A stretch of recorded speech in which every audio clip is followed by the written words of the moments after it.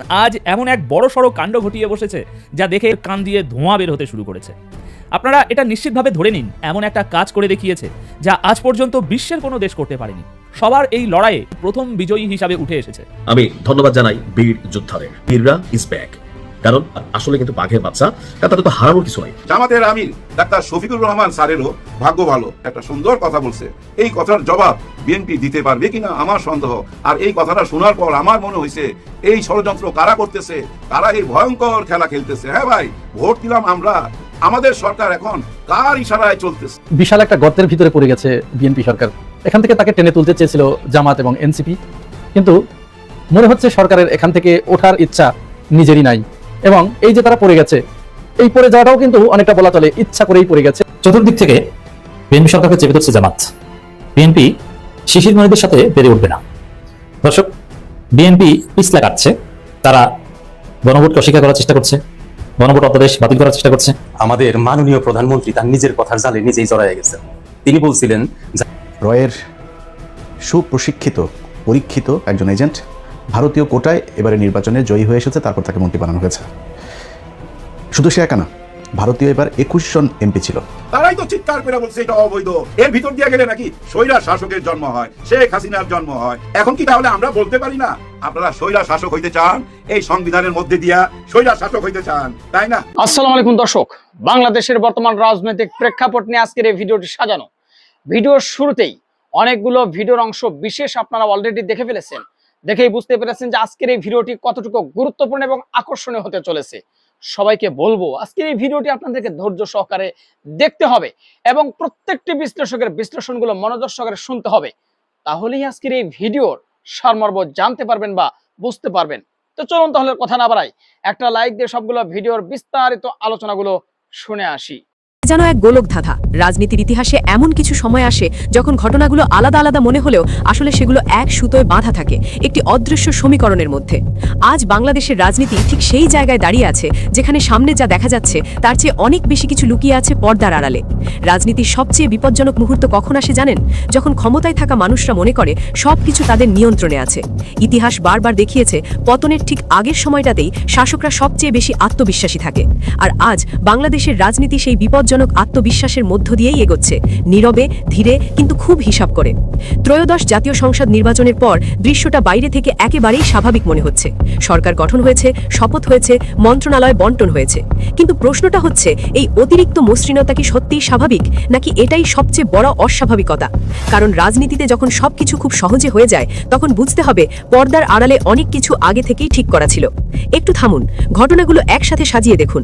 নির্বাচনের আগে গণভোট, যেখানে বিপুল সংখ্যক মানুষ রাষ্ট্র সংস্কারের পক্ষে মত দিয়েছে। জনগণ পরিষ্কারভাবে বলেছে তারা নতুন কাঠামো চায়, ক্ষমতার ভারসাম্য চায়, একক নিয়ন্ত্রণ ভাঙতে চায়। কিন্তু সেই ম্যান্ডেট পাওয়ার পর ক্ষমতায় এসে বিএনপি প্রথম যে বড় সিদ্ধান্তটা নিল, সংবিধান সংস্কার পরিষদের শপথ বয়কট। এখানেই আসল গল্প শুরু। কারণ এটা শুধু একটি রাজনৈতিক সিদ্ধান্ত না, এটা একটি সিগন্যাল, খুব পরিষ্কার সিগন্যাল। আমরা ক্ষমতায় এসেছি কিন্তু সিস্টেম বদলাতে আগ্রহী না। আর ঠিক এই মুহূর্তেই রাজনৈতিক মঞ্চে এক নতুন উত্তাপ তৈরি হয়েছে। আন্দোলন ছাড়া আমাদের আর কোনো পথ নেই। ডাক্তার শফিকুর রহমানের এই বক্তব্য যেন পুরো সমীকরণটাকে আরেক ধাপ এগিয়ে দিল। একটি বাক্য, কিন্তু সেই বাক্যই যেন দীর্ঘদিন জমে থাকা অসন্তোষকে ভাষা দিল। প্রশ্ন হচ্ছে, কেন এই পর্যায়ে এসে এমন বক্তব্য? কারণ মাঠের রাজনীতি কখনো শূন্যে তৈরি হয় না, এর পেছনে থাকে জমে থাকা ক্ষোভ, অবহেলা এবং ভাঙা প্রতিশ্রুতি। কারণ সিস্টেম পরিবর্তন মানে ক্ষমতা ভাগ করা, আর ক্ষমতা ভাগ মানেই নিয়ন্ত্রণ কমে যাওয়া। তাহলে কি বিএনপি আসলে নতুন কিছু করতে আসেনি? তারা কি পুরনো পাঠামোর ভেতরেই নিজেদের বসাতে এসেছে? এই প্রশ্নটা এখন শুধু রাজনৈতিক বিশ্লেষকদের না, সাধারণ মানুষের মনেও ঘুরছে। আর এখানেই শুরু হচ্ছে সন্দেহের দ্বিতীয় স্তর। নির্বাচনের দিন বড় কোনো সহিংসতা না থাকলেও ভোট গণনা নিয়ে প্রশ্ন উঠেছে। বিভিন্ন আসনে অভিযোগ এজেন্ট বের করে দেওয়া হয়েছে, ফলাফল শেষ মুহূর্তে ঘুরে গেছে, অস্বাভাবিক ব্যবধান তৈরি হয়েছে। কিন্তু এই অভিযোগগুলোর সবচেয়ে অদ্ভুত দিক হলো প্রতিক্রিয়ার অভাব। প্রশাসন প্রায় নীরব। এখন প্রশ্ন, যদি নির্বাচন পুরোপুরি স্বচ্ছ হয় তাহলে এত অভিযোগ কেন? আর যদি অভিযোগ থাকে তাহলে তদন্ত কোথায়? এই নীরবতা কি কাকতালীয়, নাকি এটি একটি হিসাব করা নীরবতা, ক্যালকুলেটেড সাইলেন্স? এখানেই আবার নতুন করে সামনে আসে আন্দোলনের প্রশ্ন। কারণ যখন প্রাতিষ্ঠানিক পথগুলো বন্ধ হয়ে যায় তখন রাজনীতি ধীরে ধীরে অন্য পথে সরে যায়, রাজপথে। 11 দলীয় জোটের সম্ভাব্য বৈঠক এখন পুরো দেশের নজরে। অনুসন্ধানী বিশ্লেষণ বলছে আগামী কয়েকদিনের মধ্যেই বড় ধরনের বিক্ষোভ কর্মসূচির ডাক আসতে পারে। সংসদের ভেতরে সিদ্ধান্ত আর বাইরে জমতে থাকা চাপ, এই দুয়ের মধ্যে যে ফাঁক তৈরি হচ্ছে সেটাই সবচেয়ে বিপজ্জনক। কারণ ইতিহাস বলে এই ফাঁক যত বড় হয় সংঘাত তত অনিবার্য হয়ে ওঠে। ডাক্তার শফিকুর রহমান তার বক্তব্যে আরেকটি গুরুত্বপূর্ণ বিষয় তুলে ধরেছেন। বাংলাদেশের ইতিহাসে অনুষ্ঠিত হওয়া গণভোটগুলো কখনোই এমনভাবে উপেক্ষিত হয়নি। তাহলে আজ কেন মানুষের রায়কে মুলতবি প্রস্তাব হিসেবে ফাইলবন্দি করে রাখা হচ্ছে? এই প্রশ্নটাই এখন সবচেয়ে অস্বস্তিকর, কারণ এটি শুধু একটি রাজনৈতিক সিদ্ধান্ত না, এটি জনগণের ইচ্ছার সঙ্গে সরাসরি সংঘর্ষ। যখন একটি সরকার জনগণের ভোট নিয়ে ক্ষমতায় আসে কিন্তু সেই জনগণের আকাঙ্ক্ষাকেই উপেক্ষা করে, তখন সেই সরকারের বৈধতা নিয়ে প্রশ্ন ওঠা স্বাভাবিক। আর এই প্রশ্নই এখন ধীরে ধীরে ছড়িয়ে পড়ছে মাঠে, সোশ্যাল মিডিয়ায়, সাধারণ মানুষের আলোচনায়। রাজনৈতিক মহলের একটা অংশ বলছে এটা শুধু নির্বাচন না, এটা একটি ম্যানেজড ট্রানজিশন, মানে ক্ষমতা বদলেছে কিন্তু নিয়ন্ত্রণ কি একই জায়গায় রয়ে গেছে? এই প্রশ্নটা এখন সবচেয়ে গুরুত্বপূর্ণ, কারণ যদি নিয়ন্ত্রণ একই জায়গায় থাকে তাহলে সরকার বদলালেও সিস্টেম বদলায় না, আর যদি সিস্টেম না বদলায় তাহলে জনগণের ভোটের আসল মূল্য কতটুকু থাকে? এই প্রশ্নের উত্তরই ঠিক করে দেবে আগামী দিনে রাজনীতি সংসদের ভেতরে থাকবে নাকি পুরোপুরি নেমে যাবে রাজপথে। এখন আসি সবচেয়ে স্পর্শকাতর এবং বিতর্কিত অধ্যায়ে, ভারত ফ্যাক্টর।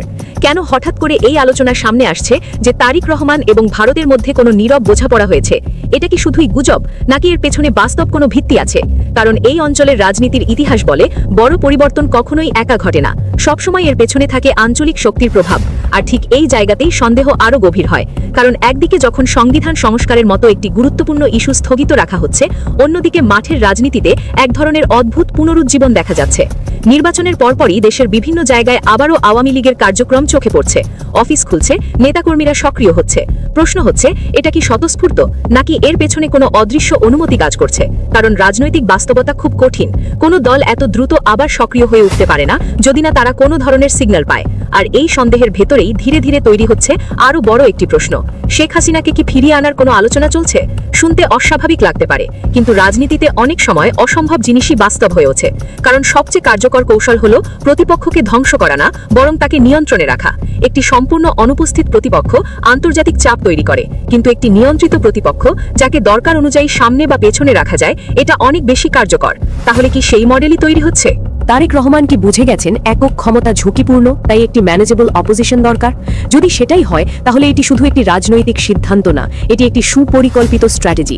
কিন্তু রাজনীতির এই উচ্চ পর্যায়ের কৌশলে ঠিক উল্টো চিত্র দেখা যাচ্ছে মাঠে, কারণ রাজপথে ইতিমধ্যেই চাপ তৈরি হতে শুরু করেছে। আন্দোলন ছাড়া আমাদের আর কোনো পথ নেই, এই ঘোষণার পর থেকে রাজনৈতিক অঙ্গনে এক ধরনের অদৃশ্য কাউন্টডাউন শুরু হয়েছে। 11 দলীয় জোটের বৈঠক এখন আর শুধু একটি রাজনৈতিক ইভেন্ট না, এটা হয়ে উঠেছে সম্ভাব্য বিস্ফোরণের কেন্দ্রবিন্দু। বিশ্লেষকরা বলছেন খুব দ্রুতই দেশের প্রধান প্রধান শহরে বিক্ষোভ ছড়িয়ে পড়তে পারে। আর যদি সেটা ঘটে তাহলে রাজনীতির নিয়ন্ত্রণ আর সংসদের ভেতরে থাকবে না, পুরোপুরি চলে যাবে রাজপথে। এখানেই সবচেয়ে বড় সংঘর্ষের আশঙ্কা, সংসদ বনাম রাজপথ। একদিকে সরকার যারা বলছে সবকিছু নিয়ম অনুযায়ী চলছে, অন্যদিকে বিরোধী শক্তি যারা বলছে জনগণের কণ্ঠকে দমন করা হচ্ছে। এই দ্বন্দ্ব নতুন না, কিন্তু এই মুহূর্তে এর তীব্রতা অন্যরকম। কারণ এখানে শুধু রাজনৈতিক ক্ষমতার প্রশ্ন না, এখানে প্রশ্ন উঠছে জনগণের রায়ের মূল্য নিয়ে। ডক্টর শফিকুর রহমান যেটা বলেছিলেন, এটা কোনো ব্যক্তি বা দলের দাবি না, এটা 17 কোটি মানুষের অস্তিত্বের লড়াই। এই বক্তব্যটাই এখন রাজনীতির কেন্দ্রবিন্দুতে চলে এসেছে, এবং এই বক্তব্যের ভেতরে লুকিয়ে আছে একটি গভীর বার্তা। যখন মানুষ মনে করে তাদের কণ্ঠ উপেক্ষিত হচ্ছে, তখন তারা বিকল্প পথ খোঁজে, আর সেই বিকল্প পথই হলো আন্দোলন। এখন প্রশ্ন, এই আন্দোলন কতটা বড় হবে? এটা কি সীমিত থাকবে কিছু বিক্ষোভে, নাকি এটি ধীরে ধীরে একটি জাতীয় আন্দোলনের রূপ নেবে? বাংলাদেশের ইতিহাস খুব পরিষ্কার, যখন মানুষের ভেতরে জমে থাকা ক্ষোভ একবার বিস্ফোরিত হয় তখন সেটাকে থামানো খুব কঠিন। আর সেই বাস্তবতায় এখন ধীরে ধীরে সামনে আসছে। জামায়াতে ইসলামী এবং এনসিপি ইতিমধ্যেই স্পষ্ট অবস্থান নিয়েছে, সংস্কার ছাড়া এই সংসদ গ্রহণযোগ্য না। তারা রাজপথে নামার প্রস্তুতি নিচ্ছে। এখন পুরো পরিস্থিতি দাঁড়িয়ে আছে এক অদ্ভুত টানাপোড়েনে। একদিকে কৌশল, সমঝোতা, নীরব বোঝাপড়া, অন্যদিকে ক্ষোভ, প্রতিরোধ এবং আসন্ন আন্দোলনের আভাস। এই দুই শক্তি যখন মুখোমুখি দাঁড়ায় তখন ইতিহাস সাধারণত একটা দিকেই যায়, সংঘাতের দিকে। এখন প্রশ্নটা আর আলাদা আলাদা ঘটনাকে নিয়ে না, এখন প্রশ্ন এই সব কিছু কি একই গল্পের অংশ? সংস্কার, বয়কট, নির্বাচন নিয়ে প্রশ্ন, প্রশাসনের নীরবতা, গোপন বোঝাপড়ার গুঞ্জন, আর এর পাশাপাশি রাজপথে জমতে থাকা আন্দোলনের আগুন, এই সব কিছু কি কাকতালীয়, নাকি এগুলো একসাথে মিলে তৈরি করছে একটি বড় রাজনৈতিক সমীকরণ? কারণ যখন ঘটনাগুলোকে আলাদা করে দেখা হয় তখন সবকিছু স্বাভাবিক মনে হয়, কিন্তু যখন একসাথে জোড়া লাগানো হয় তখন ছবিটা বদলে যায়। আর সেই বদলে যাওয়া ছবিটাই এখন সবচেয়ে ভয়ের। সবচেয়ে বড় পরিবর্তনটা এখন কোথায় হচ্ছে জানেন? মানুষের মনে। মানুষ আশা করেছিল একটি নতুন শুরু হবে, একটি ভিন্ন রাজনীতি আসবে, একটি কাঠামোগত পরিবর্তন দেখা যাবে। কিন্তু এখন তারা যা দেখছে তা হলো পুরনো খেলা নতুন নামে। বিশাল একটা গর্তের ভিতরে পড়ে গেছে বিএনপি সরকার। এখান থেকে তাকে টেনে তুলতে চেয়েছিল জামাত এবং এনসিপি, কিন্তু মনে হচ্ছে সরকারের এখান থেকে ওঠার ইচ্ছা নিজেরই নাই। এবং এই যে তারা পড়ে গেছে, এই পড়ে যাওয়াটাও কিন্তু অনেকটা বলা চলে ইচ্ছা করেই পড়ে গেছে, এবং কাউকে স্পেস দিতে গিয়ে বা কাউকে ফেলতে গিয়ে তারা পড়ে গেছে। আসেন আমরা অল্প অল্প করে এই বিষয়টা একটু বোঝার চেষ্টা করি। তারা তো জুলাই সনদ মানতেই চাচ্ছে না এখন আর, যদিও তারা সেখানে স্বাক্ষর করেছে, এবং গণভোটকে তারা ইতিমধ্যে বাতিল করে দিয়েছে। গণভোট সহ মোট গুরুত্বপূর্ণ জনগুরুত্বপূর্ণ 10টি অধ্যাদেশ তারা অলরেডি বাতিল করার সুপারিশ করা হয়েছিল, সেটি সরকার গ্রহণ করেছে। এর ভিতরে অতি গুরুত্বপূর্ণ এই গণভোট অধ্যাদেশ, গুম কমিশন অধ্যাদেশ, মানবাধিকার কমিশন অধ্যাদেশ, তারপরে সুপ্রিম কোর্টের বিচারক নিয়োগ অধ্যাদেশ, তারপরে আপনার ন্যায়পাল অধ্যাদেশ, তারপরে দুদকের অধ্যাদেশ, এরকম মোট অতি জনগুরুত্বপূর্ণ যে 10টি অধ্যাদেশ ছিল, যেগুলো বাংলাদেশের মানুষের মৌলিক চাওয়া পাওয়াকে রিপ্রেজেন্ট করে, এরকম 10টি বিষয়কে তারা বাতিল করে দিয়েছে। এখন প্রশ্ন আসতে পারে যে এরকম কেন হলো? যুক্তিসঙ্গত যথেষ্ট কিছু কারণ আছে। অনেকেই সন্দেহটা করছে স্বরাষ্ট্রমন্ত্রীর দিকে, কারণ স্বরাষ্ট্রমন্ত্রী এখানে অনেকটা ছায়া প্রধানমন্ত্রী হয়ে উঠেছেন। এবং রাজনৈতিক বিশ্লেষকরা এটিও বলার চেষ্টা করছেন যে প্রধানমন্ত্রী তারেক রহমান তিনি শুধুমাত্র আলংকারিক ভাবে পদটি দখল করে আছেন, তাকে চালাচ্ছে অন্য কেউ। এখন এই বিষয়টা আমরা উড়িয়ে দিতে পারছি না, এই কারণেই আমরা সংসদের ভিতরে বা বাইরে প্রধানমন্ত্রীর তেমন কোনো অবস্থান আমরা লক্ষ্য করছি না। তিনি শুধু হেঁটে অফিসে যাচ্ছেন, শনিবারে অফিস করছেন, এই বিষয়গুলো মিডিয়াতে আসছে। ফ্যামিলি কার্ড বিতরণ করছেন, খাল খনন করছেন, এইগুলো আসছে, বাট মানুষের চাওয়া পাওয়া যেগুলো, এইগুলোতে তার ইনভলভমেন্ট আমরা পাচ্ছি না। এর ভিতরেই বেশ কিছু ঘটনা ঘটে গেছে। আপনারা জানেন সরকার নতুন করে এলপিজি গ্যাসের দাম বৃদ্ধির সিদ্ধান্ত নিয়েছে। এই সিদ্ধান্তটা তো আত্মঘাতী সিদ্ধান্ত। এমনি বাজারের উপরে সরকারের কোনো নিয়ন্ত্রণ নাই, তারপরে চাঁদাবাজদের উপরে সরকারের কোনো নিয়ন্ত্রণ নাই, আইন শৃঙ্খলা পরিস্থিতির উপরে সরকারের কোনো নিয়ন্ত্রণ নাই। এমতো অবস্থায় মানুষের খুব একান্ত চাওয়া ছিল যে শেখ হাসিনার আমলে যে দ্রব্যমূল্যের ঊর্ধ্বগতি ছিল, মানুষের নাভিশ্বাস উঠে গিয়েছিল। এরপরে ইউনূস সরকারের আমলে এসে কিছুটা এটা স্থিতিশীল অবস্থা বিরাজ করলো, কিছু কিছু জিনিসের দাম কমলো। মানুষ আরো আশা করেছিল যে নির্বাচিত একটি সরকার আসলে এগুলো অনেকটা সহনীয় পর্যায়ে চলে আসবে, তখন মানুষ তার ভোটের সুফল পাবে, নির্বাচনের সুফল পাবে। কিন্তু অত্যন্ত দুঃখজনক হলেও সত্য যে নির্বাচনের পরে, নতুন সরকার গঠন করার পরে তারা চাঁদাবাজদের নিয়ন্ত্রণ করতে না পারার কারণে বিগত আওয়ামী লীগ এবং অন্তর্বর্তীকালীন সরকারের আমল থেকে দ্রুত গতিতে ঊর্ধ্বে আরোহণ করছে। এর ভিতরে খবর এলো এলপিজি গ্যাসের দাম বাড়ানোর। এটার আমরা তীব্র নিন্দা জানাই। এরকম জনবিরোধী সিদ্ধান্ত নেওয়া থেকে সরকারকে বিরত রাখার আহ্বান জানাই। যাই হোক, হয়তো তার হাত কোনোভাবে কোনো জায়গায় বাধা রয়েছে, এটার কিছু প্রমাণও পাওয়া যাচ্ছে। কয়েকদিন আগে ভারতীয় এক সাংবাদিক তিনি যেভাবে বিএনপিকে এবং আমাদের প্রধানমন্ত্রীকে নিয়ে কথা বললেন, যে তিনি সেখানে মুসলেখা দিয়ে এসেছেন ভারতের কাছে, ভারতের সাথে চুক্তি করে এসেছে, তাকে হাসিনাকে মুক্ত করতে হবে, হাসিনার সমস্ত মামলা তুলে নিতে হবে, তারপরে আওয়ামী লীগকে রাজনীতি করার সুযোগ দিতে হবে, ভারতের সাথে সমস্ত চুক্তিগুলো আবার নতুন করে শুরু করতে হবে, বরং ভারত আরো যা যা চায় সেগুলো দিতে হবে। এই সমস্ত শর্তে প্রধানমন্ত্রী রাজি হওয়ার পরেই তাকে বাংলাদেশে ভারত আসার সিগন্যাল দেয়, গ্রিন সিগন্যাল দেয়, এটি বলা হয়েছে। তার আগেও আরো অনেক কথা বলা হয়েছে। এই ব্যাপারে আমরা বিএনপির পক্ষ থেকে বা প্রধানমন্ত্রীর পক্ষ থেকে কিন্তু কোনো প্রতিবাদ লিপি পাই নাই। উপরন্তু নির্বাচনের আগে বিএনপির নেতাকর্মীরা আওয়ামী লীগের ভোট নেবার জন্য তাদের সাথে যে প্রতিশ্রুতিগুলো করেছিল, এই ওয়াদাগুলো পূরণ না করার কারণে শেখ হাসিনা ভারত থেকে বিএনপি এবং বর্তমান সরকারের প্রতি বিশ্বাসঘাতকতার, বেইমানির এবং মুনাফেকের একটা ন্যারেটিভ আনার চেষ্টা করছেন, অভিযোগ আনার চেষ্টা করছে যে তারা নির্বাচনের আগে বলেছিল হাতে পায়ে ধরে, আমরা আমাদের নেতাকর্মীদেরও বলে দিয়েছিলাম ভোট দিতে, এখন তারা এগুলো আর রক্ষা করছে না। এইটার ব্যাপারেও কিন্তু বিএনপি বা প্রধানমন্ত্রীর পক্ষ থেকে কোনো ধরনের প্রতিবাদ জানানো হয় নাই। এখন অনেকেই ধারণা করছে যে তাহলে কি স্বরাষ্ট্রমন্ত্রীর মাধ্যমে অন্য কোনো জায়গা থেকে কোনো ডক্ট্রিন বা কোনো নির্দেশনা আসছেন, যার কারণে প্রধানমন্ত্রী শুধু আলংকারিক পদটি দখল করে বসে আছেন, তিনি কোনো সিদ্ধান্ত নিতে পারছেন না, এরকম কিছু। আপনারা অনেকেই বলছেন যে প্রধানমন্ত্রী আপনি যদি এই জুলাই গণঅভ্যুত্থান সংগঠিত না হতো তাহলে লন্ডন থেকে আপনি এই বাংলাদেশে আসতে পারতেন না। আমার কাছে মনে হয় না যে কথাটি সত্য, কারণ প্রধানমন্ত্রী তো গণঅভ্যুত্থানের পরে 5 আগস্টের পরপরই ফিরে আসতে পারেন নাই। তিনি কিন্তু অনেক পরে, প্রায় 1.5 বছর পরে এসেছেন। কেন আসতে পারলেন না আগে, সেটার কোনো ব্যাখ্যা নাই। তিনি এই সময়টুকুতে কাউকে ম্যানেজ করেই, অন্য কারো গ্রিন সিগন্যাল পেয়েই তিনি এখানে এসেছেন। তার আগে পর্যন্ত তার এখানে আসার মতো কোনো পরিস্থিতি ছিল না। এটা তো আমরা ওই ভারতীয় সাংবাদিক যে কথাটি বলেছে সেই দিকেই তাহলে মিলে যাচ্ছে। যাই হোক, সব মিলে পরিস্থিতি এমন জটিলতার দিকে যাচ্ছে, আর এই জটিলতার দিকে যাওয়ার কারণেই সরকারের বিরুদ্ধে ইতিমধ্যেই আন্দোলন শুরু হয়ে গেছে। সংসদে জামাত ইসলাম, এনসিপি এরা চেয়েছিল সংসদের ভিতরে আলোচনা করে বিষয়টাই সমাধান করার। এই কাজটা করলেই কিন্তু সরকার নির্বিঘ্নে 5টি বছর রাষ্ট্র ক্ষমতা পরিচালনা করতে পারতেন। বরং যত ধরনের বাধা বিঘ্নতা আসতো আওয়ামী লীগের পক্ষ থেকে বা অন্যান্য দেশের পক্ষ থেকে, আমরা দেশের জনগণ কিন্তু সরকারের জন্য আবার বুক পেতে দিতাম।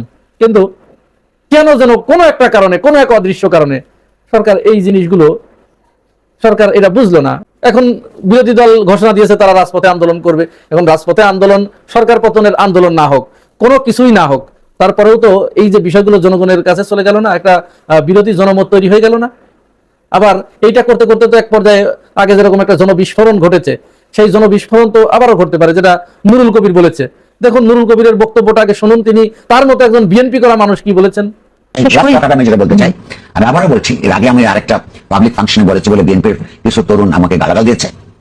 আমি বলেছি বিএনপির এই নেতৃত্বের একটা বিরাট অংশ কারাগারে থাকবার কারণে, আরেকটা অংশ বিদেশে থাকবার কারণে এই যে টপাটপ লাশ পড়া, মানুষের সংগ্রাম রক্তাক্ত হয়ে যাওয়া, এগুলো নিজের চোখে দেখবার সুযোগ পাইনি বলেই আসলে সেই 2 মাস জুলাই আগস্টে কি হয়েছিল, মানুষের আবেগ, মানুষের লড়াকু সংগ্রাম, মানুষের চৈতন্য, বিকশিত চৈতন্য, তার আকাঙ্ক্ষা, এগুলো বুঝতে পারে নাই। বুঝতে যারা পারে নাই, যারা নিরাপদে ছিল, তারাই এই ধরনের প্রস্তাব দিচ্ছে।